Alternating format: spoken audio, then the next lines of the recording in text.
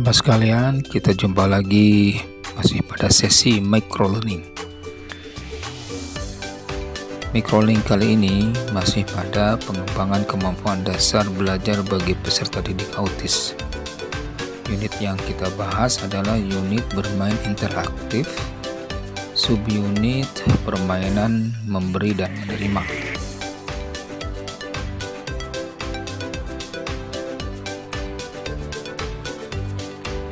Pada bermain interaktif ini, perlu dipilih permainan tertentu atau memodifikasi permainan yang sudah ada, sehingga peserta didik autis dapat bermain secara interaktif bersama teman sebayanya.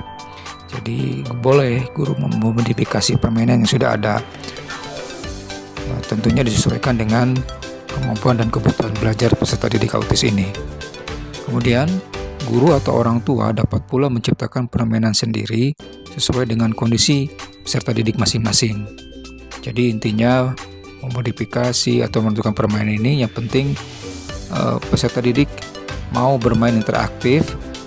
Intinya adalah peserta didik harus dibawa pada permainan yang dapat dimainkan oleh orang banyak, minimal main berdua, seperti itu. Dalam bermain interaktif ini ada beberapa contoh permainan, diantaranya permainan memberi dan menerima. Silakan sahabat sekalian mengamati foto aktivitas permainan memberi dan menerima seperti yang tercantum pada slide ini. Nah, aturan mainnya, peserta didik saling berbagi peran. Dalam satu kesempatan, ia menjadi pemberi dan kesempatan lain ia menjadi atau berperan sebagai penerima.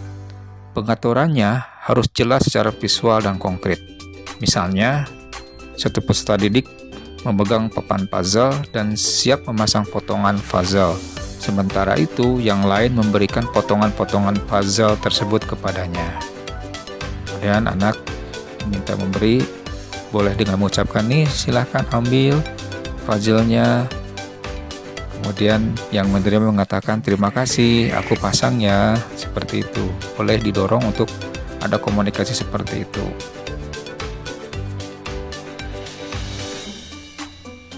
Melalui permainan seperti itu, sesungguhnya dapat mengurangi atau menggantikan keterlibatan langsung dari orang dewasa. Karena peserta didik autis dapat bermain langsung dengan teman sebayanya. Ya. Selain itu, dapat meningkatkan kualitas fokus perhatian peserta didik.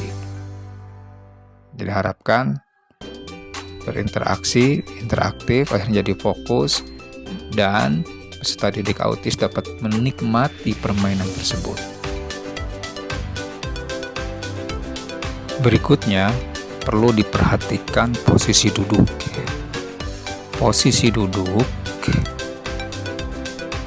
peserta didik duduk berada dalam jangkauan satu sama lain, tetapi tidak terlalu dekat, sehingga anak-anak dapat memberi dan menerima langsung sendiri. Jadi posisinya tidak terlalu jauh, tidak terlalu dekat. Yang penting anak mudah menjangkau ketika memberi dan menerima benda atau alat sesuatu yang digunakan dalam permainan. Nah, inilah juga akhirnya keterlibatan orang dewasa di sini pun akhirnya jadi berkurang. Jadi kedua anak atau kedua peserta didik ini bisa secara mandiri melakukan permainan ini.